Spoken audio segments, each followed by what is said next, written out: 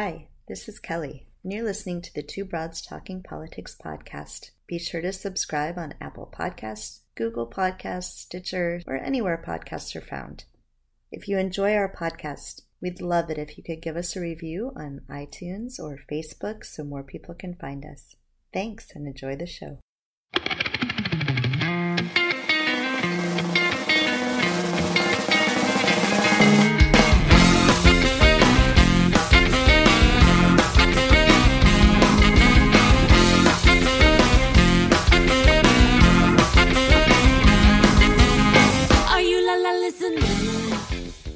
Welcome back to Two Broads Talking Politics. I am one of your co-hosts, Sophy, and I'm here with your other co-host, Kelly. Hey, Kelly.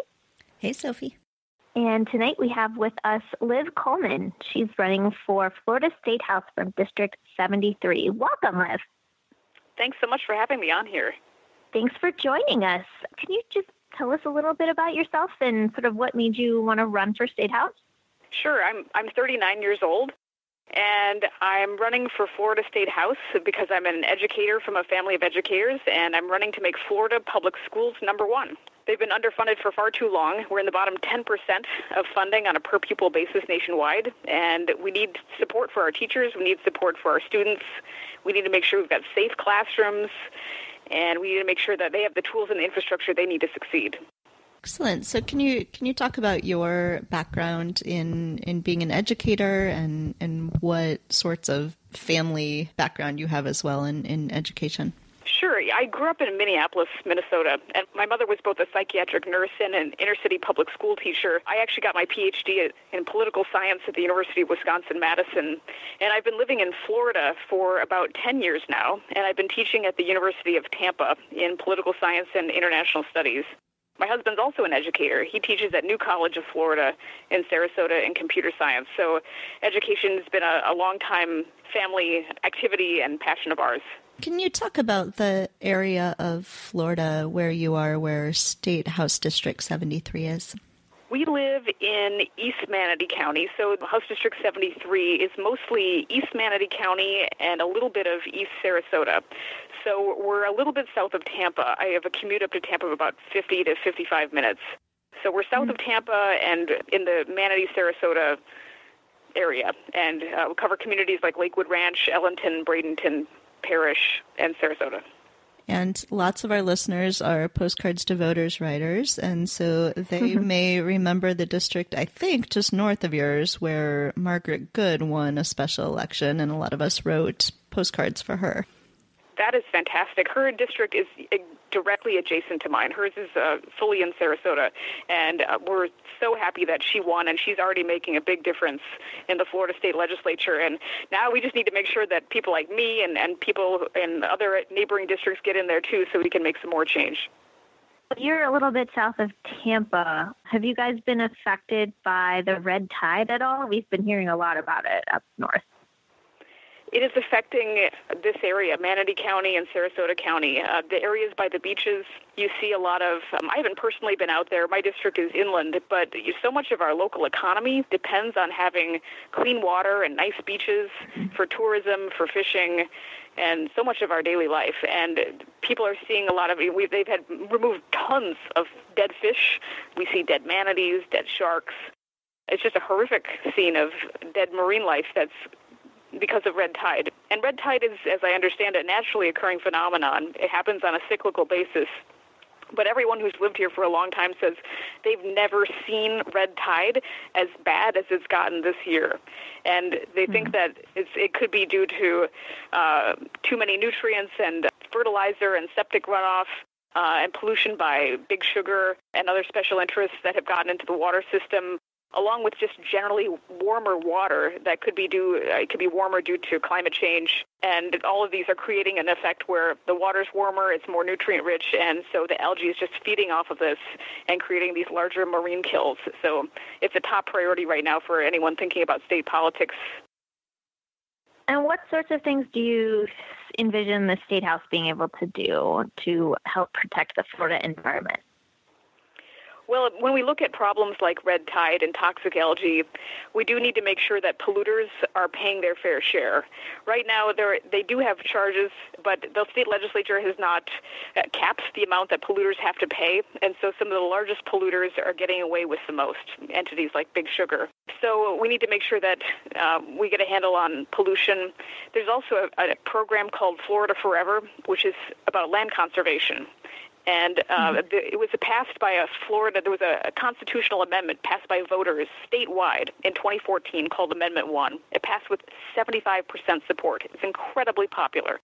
And it's to preserve and conserve land for future generations, called Florida Forever. And if you conserve land, you can prevent it from being developed or excessively mined, and you can protect watersheds and aquifers. And it also involves protection of estuaries and bays along the coast. And so if we actually were, the thing is, the Florida state legislature hasn't been funding this program, even though it's a constitutional responsibility. They did a good job last year by funding it about $100 million, but in other years they've given it hardly anything. And so there's a big backlog of projects, and this kind of thing just, it helps worsen the problem. And it's another top priority of me and many other Democrats who want to get elected to the state legislature, to make sure we fully fund Florida Forever for land conservation and water quality. So let's talk about the state of the race in your district right now. So Florida has not yet had its primaries. It has really late primaries on August 28th, but you are running unopposed for the Democratic nomination. And on the Republican side, there were two people running. But there was a bit of a weird situation just within the past couple of weeks, right? One of the people who was running for the Republican nomination was found to have lied about having a degree from Miami University of Ohio and claimed she went there and got the diploma and it was faked. So has she now withdrawn from the race? It's been a crazy week. So at first, at the beginning of the week, when this week started, she decided that she was going to stay in the race despite the sensational news. And I think it did catch many people by surprise, and it even heightened the profile of the race further nationally. And then I think the pressure became too great, and she did drop out. She has officially withdrawn. I'm not sure the paperwork has been filed yet with the state of Florida, but all intents and purposes, she's declared she's out of the race. And the local parties are now fully backing her opponent in this race. So now it looks like it's just a head-to-head matchup going into the general between the Republican and myself, the Democrat. She'll probably still get some votes in the primary because presumably it's too late to remove her from the ballot, but... She'll still be on the ballot, but my understanding is if she actually formally withdraws, that they may not even count them. So some people have already voted. Voting has been going on for some time, vote by mail. Early voting just started. So some people may have already voted for her, but I'm not sure they'll actually even count them up. Okay. But basically, you know who you're facing now in November. And it is not an incumbent. So did the incumbent decide not to run again? The incumbent is the person I entered the race against. He was actually President Trump's Florida campaign co-chair. And he actually facilitated the rise of Trump, you could say, locally and maybe even nationally, because as head of the Sarasota Republican Party, he gave Trump a Statesman of the Year award twice, first in 2012 and then in 2015. And it was an incredibly successful fundraising event for the local Sarasota Republican Party, but it caused a lot of questions locally and nationally about what that did to help fuel Trump's rise. And he held the seat, but then a seat in the state Senate opened up nearby, and so he's not running for re-election in this seat. Instead, he's attempting to run for a Florida state Senate seat in a nearby district.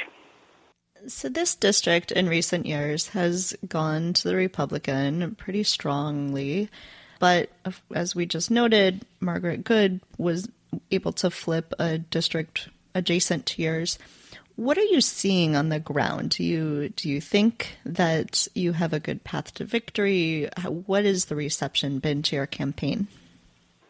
We're out there meeting voters across Manatee and Sarasota communities all the time. Every week we're knocking on doors, we're calling people up on phone banks, we're attending events.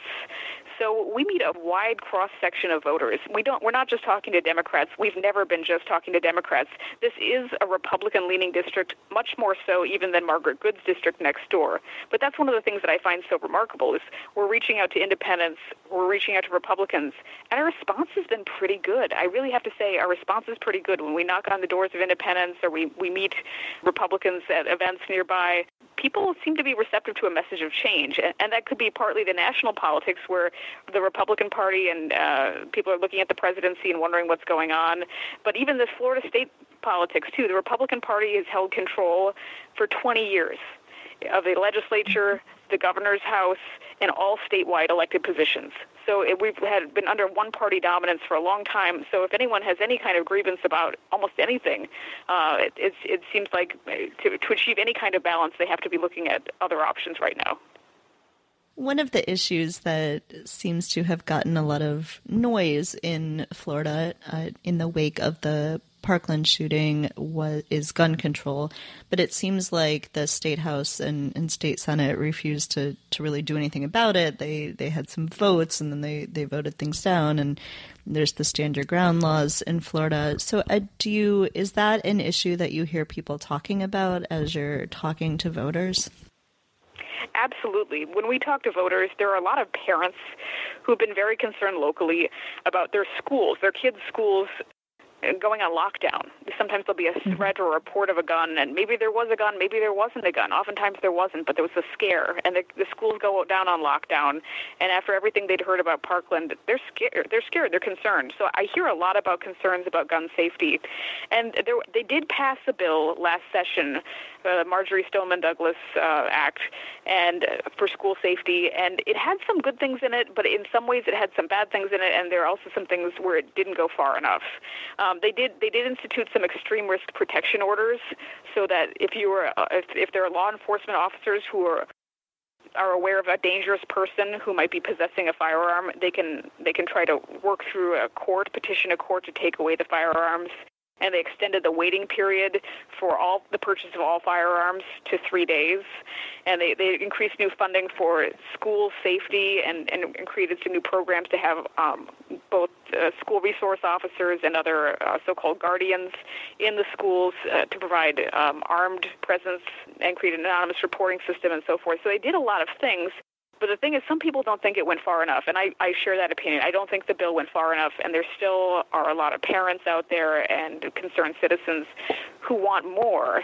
And one of the things people say they want more of, and I'd like to advance, is universal background checks across the state of Florida for gun purchases. And there's also a lot of people would like to see an assault weapons ban so that you get weapons of war off our streets, out of our schools. So I think there's a real appetite for more action on common sense gun safety, where there actually are majorities in support of these kinds of reforms. And the politics of this issue, too, have really changed. I think the Parkland students are so articulate, they are so passionate, and they are changing the conversation about this issue. They're changing the politics of this issue. Florida used to be known, maybe still is known, as the gunshine state. The NRA has been incredibly powerful in Florida for years, which is why we have laws like Stand Your Ground. But they're changing the conversation, and I think they're opening up political space for reform in new and hopeful ways like we've never seen before. And even in my little community of Manatee and Sarasota, we've had visits by Gabby Giffords from Arizona, and we're excited that Emma Gonzalez is going to be a student at nearby New College of Florida in Sarasota soon too. So it's an issue people are really talking about. Florida has an interesting form of voting. They have the option in Florida, you guys have the option to vote by mail, which we don't have in Wisconsin. I'm wondering if you have seen that option be very popular with voters and sort of how you think that voting option is going to affect the elections in 2018. We strongly encourage voters to vote by mail in the state of Florida, especially voters in the Democratic Party. Vote by mail has a very high rate of return. They send out the ballots, especially this year. We think it's a great idea to get a request a vote-by-mail ballot because we have a lot of ballot initiatives. Something like 13 different amendments to the Florida State Constitution are going to be on the ballot. And a person could spend a lot of time at the polls or in the voting booth reading over these amendments, when instead you can do it in your own home and on your own time, and you can look things up. And it's a lot more convenient because on Election Day, you never really know what's going to happen. I mean, there could be a person could get a car accident. There could be rain. There's all kinds of things that could go a little bit off. A person could get sick on Election Day. So if you get a ballot in advance by a few weeks and you have the opportunity to vote by mail, we find that people